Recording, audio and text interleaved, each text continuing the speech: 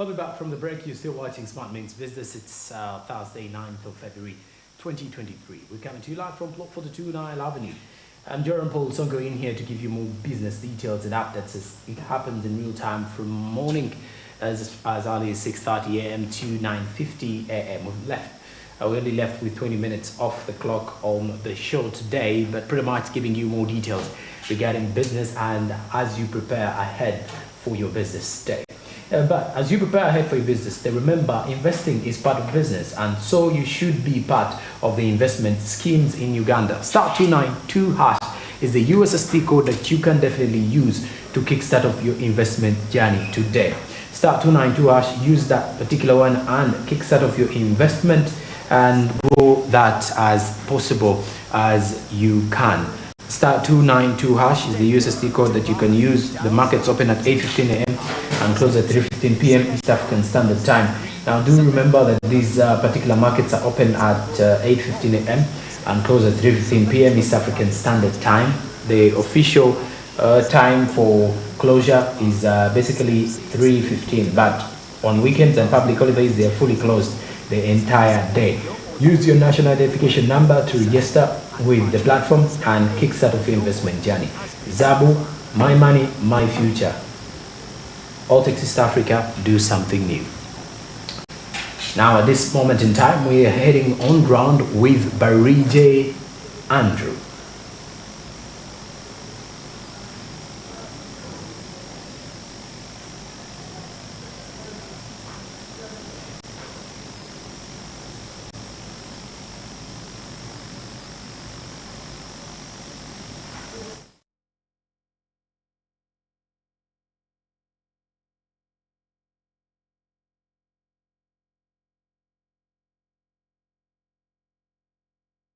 Thank you very much, Joram. And of course, we are back here. It's a back to school week. And of course, we are getting to see how the atmosphere is like. How are the schools, how are the students really persevering regarding this particular session? You know, it's since Monday, some schools actually opened up. Yes, and some other schools had opened up a week before. But of course, we still see a series of parents taking back children to school. But then we want to understand about from the sides of the schools, of course, the school headmasters. How are they seeing the situation like? How is it like? And you know, despite the challenges that are being faced, of course, every sector is really facing a certain challenge in a certain way. But of course, looking at the education sector, what are they doing to ensure that there is efficiency when it comes to delivery of the education sector? Because we all know that the education is the future for our children. And with me, I'm joined with a prominent person. And of course, he is, of course, the head of the Kampala Primary School Head Teachers Association. And of course, he's also the headmaster of Buganda Road Primary School. And he's going to be giving us an insight. Of course, what are we seeing? How are we seeing that? And what advice is he giving to the different institutions that are finding a challenging time in such days to ensure that they catch up with the demand and of course the necessities that they need to equip the students with or the pupils with to ensure that they have the best education. Mr. Juko, you're welcome on SMB on ground. Thank you. You can come a little closer. Yes. Thank you. How is the current schools are back? How are you seeing it on the side of you being a headmaster of a primary school? How is it? Incidentally, it's not different from what it has been. That particular one. We shall be having more of that discussion tomorrow, and at least to give you more of what is coming in as the education sector reopened this particular week. Now, the education sector reopening meant that the academic calendar was kicked off as early as start of the week Monday.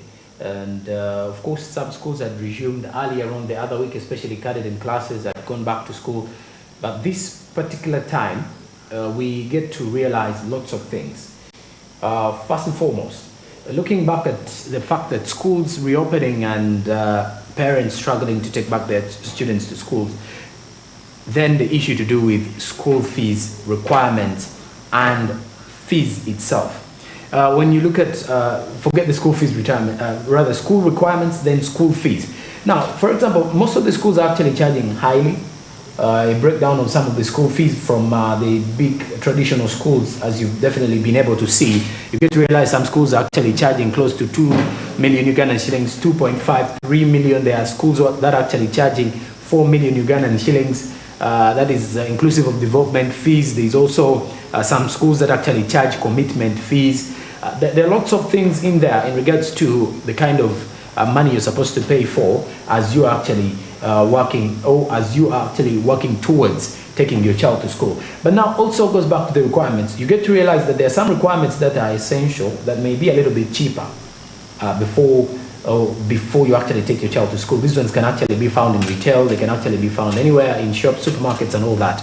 But then there are also those that are actually attached to the school uniforms, all those, and then the other extra fees. But then how are schools preparing themselves to get back into the education mode? Because as you can quickly see, there is quite a big difference from the situations that were actually happening last year. Last year at this time, around February, schools were just actually getting back into the education after months of being closed down. But here it was just the usual holidays of 2 months, 2.5 months, from December, January to at least February, the first week of Feb. But then you get to realize that the times are quite different, but of course the financial constraints are in there, and the inflationary pressures have contributed greatly to why schools are actually charging these extra amounts. Then when you put it in the perspective of the parents, you would wish to at least bear with them at the time, because you realize not all parents are actually financially stable at the time. Some are financially struggling. Then there are those who have actually completed all the school dues and of course the requirements, the necessary requirements, before their children get back to school or get back to the drawing board. And now when you look at the school's perspective, or from the perspective of the schools, from the side of the schools, you would wish to actually sit in and fit in for them, to understand that, well, they have employees, the non and teaching staff that need to be paid to at least see that, well, if we are getting back to the schools, or if we have started the calendar officially, the school calendar officially, these are things that we need to focus more on, especially when it comes to making sure that schools reopen, you're following the guidelines of the government, and ensuring that at least the better results that the students are actually bringing out are the exact ones that you've invested in heavily. So schools continue to actually invest in, especially in extra co-curricular activities. Look at the kind of equipment that schools invest in different laboratories. For example, the science laboratories, look at the computer laboratories. But then the bigger question, however, goes back to the kind of education and the quality of education being provided. One may argue that the reason as to why parents continue to yearn for big spaces in the so-called traditional schools or the first-class schools in the country is because of the quality of education and the quality of social capital that their children or students definitely get within the long run. So these are kind of discussions that you will actually look at and at least rotate around in the same situation as we continue to understand more. Because as we look through, or what one person may actually say is that as we continue to look through the different situations within the country, you realize that, first of all, every parent would wish their child to have quality education. You're working to at least ensure that your child goes to a certain school, and you can name the few schools that actually termed as the biggest schools, because you know the kind of the kind of students they are going to interact with, the kind of environment, and of course it goes back to the quality of education they will receive, which sometimes I don't want to at least get in touch with that, because I do believe every school has a different kind of touch it adds to a student. As someone who has passed through the universal secondary education or passed through a government-aided school, I can still assure you, you can still get quality education from the same.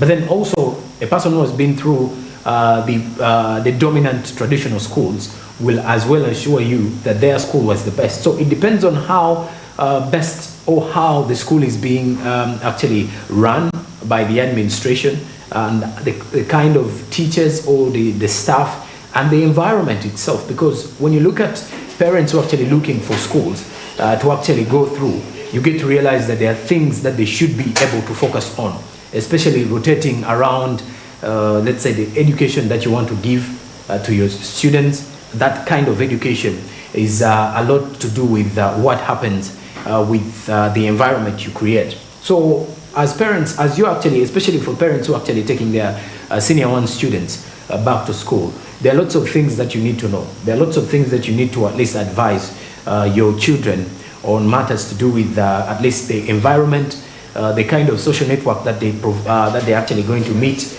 and the kind of situations that they are going to experience at the end of the day. So you find out that there is a lot to do with discussions to do with what you provide for the students, what should be done before you actually go in for this. Because sometimes you look at the kind of school fees and you have actually not been able to understand why do these schools charge this amount of money. So these are some of the discussions that parents should actually have with their children, and of course understand why does my child want to go to this school, and then what if my child doesn't go to this school, which other better alternative can I provide to this particular student or to this particular parent. So these are some of the things we try to put around, that we try to at least set up, and this is the reality checker in it.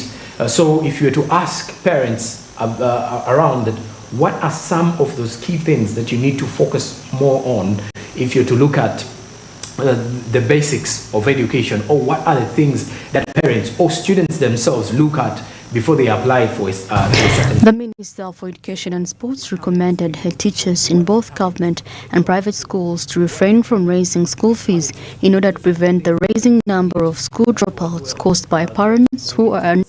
to understand. But of course, speaking of the education sector, you get to realize that there are lots of things that you should be able to at least understand. But as schools are reopening, we need to at least have all these questions answered, and then you never know. At least you will have better plans and better alternatives without criticizing any school, regardless of the kind of school fees or the kind of facilities provided.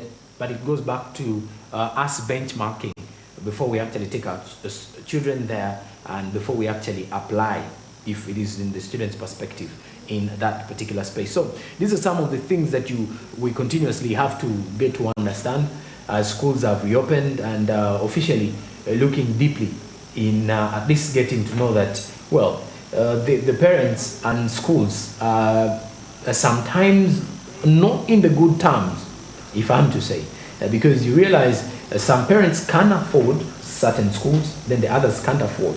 And it goes back as well, when you're kick-starting off the academic year, if I'm to remember so well, you realize that there are some schools that want you to at least pay a certain amount.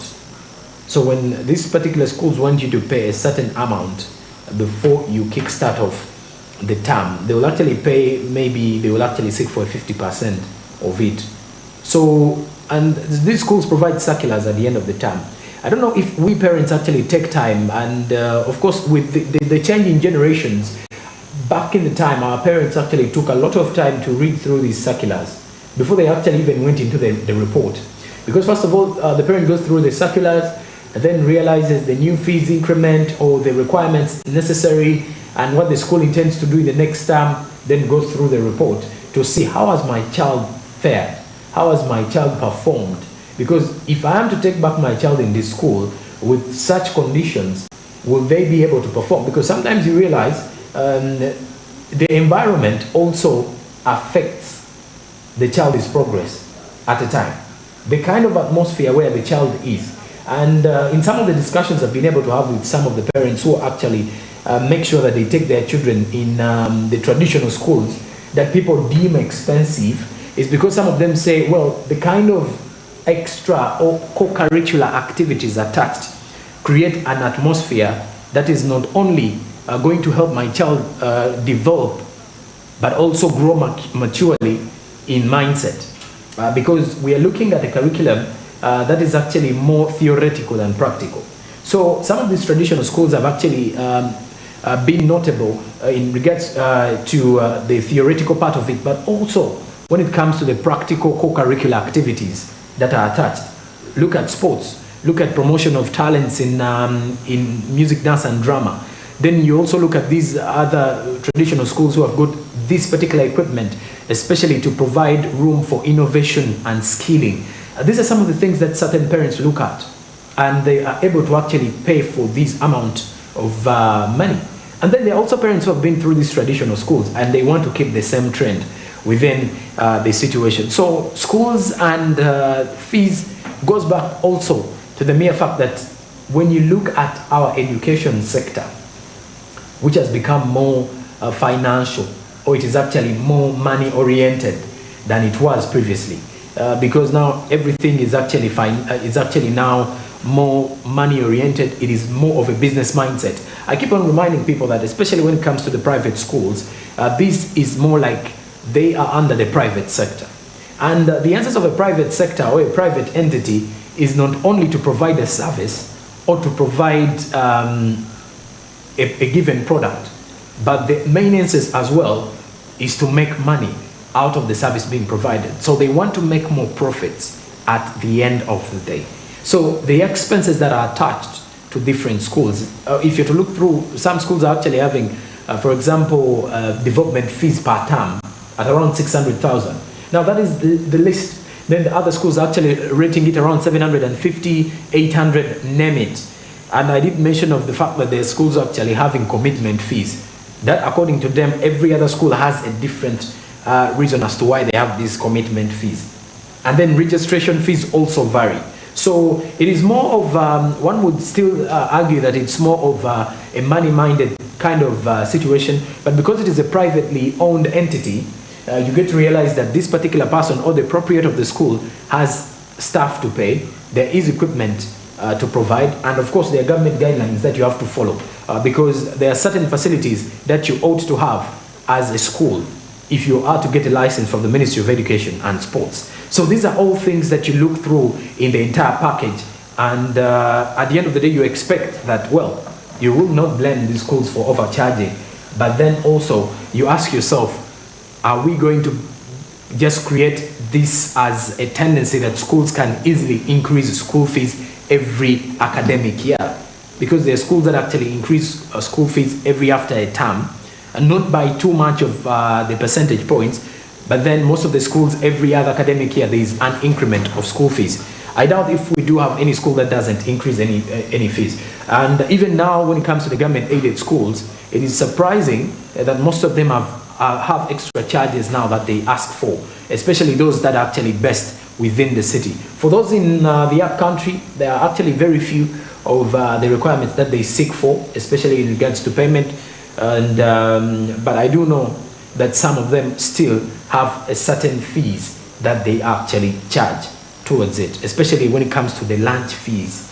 Yeah, that particular one. And of course, but for the parents out there, as you're kickstarting off or taking your children back to school, this is the week, very busy. The same will apply next week. There are lots of discussion you should be having with the school administration, the teachers, and also understanding whether your child is happy with the kind of atmosphere that you're taking them to. Because sometimes during holiday times, it is the parents who get to realize the kind of, let's say, the kind of, what I would say, the kind of behavior your child carries with them after they've left school. The first few weeks or few days of the holidays, it says a lot about how they are coping up with school. Did they go with a mindset of studying, or they went there to actually learn more other things? So these are things that you should as well get to engage with your children, because this is more about their development and their personal growth at the end of the day. And because you're investing in a lot to ensure that your child gets quality education, you should as well invest in the time to understand whether your money is doing the profitable at the end of the day. As for the private schools, you'll realize the charges continue to grow deeply. And as we're summing up with this particular discussion, also 7,600 teachers are up for transfer according to the latest report from government. And among the affected schools include teachers from Old Kampala and then Bukedi College. That is a report that has been highlighted by the New Vision this morning. So it's a go back to school fever this week.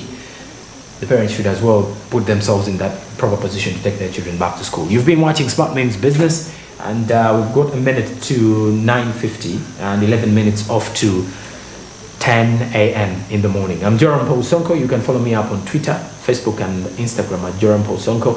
Smart24 TV is on social media too. Twitter is Smart24 TV, Facebook Smart24 TV official, Instagram is Smart24_TV. Then do remember, if you want real-time business reports and updates, you can use the www.smart24.tv/news. And also Zabu is giving you that advantage of investing in government bonds and securities, as you can do so by using the USSD code *292# and follow the prompt. And of course, kickstart of your investment journey. Minimum amount of investment is 15,000 Ugandan shillings. Invest in government bonds with Zabu, which is a platform by Altex East Africa. Grow your investment as possible as you can. The minimum amount of investment is 15,000 Ugandan shillings. But also do remember that with Zabu, everything is possible. The markets are only fully closed on the weekends and on public holidays. If you have no account yet, all you need to do is open up one with your national identification number. So invest in government bonds and securities anywhere you are with Zabu. My money, my future. Altex East Africa, do something new. You've been watching Smart Means Business. Till tomorrow, same time from 6:30 a.m. to 9:50 a.m. Coming up at 10 a.m. will be Financial Markets with Anthony Sebale. Have a good day. Good morning.